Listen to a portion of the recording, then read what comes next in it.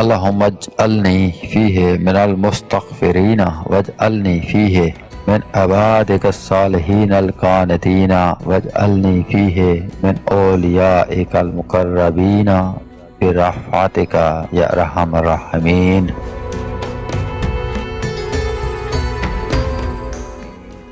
اے اللہ، آج کے دن مجھے بخشش مانگنے والوں میں سے قرار دے۔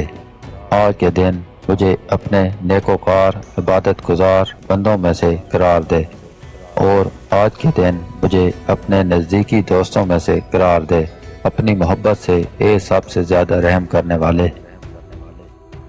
ماہ رمضان کے 5ویں دن کا ثواب۔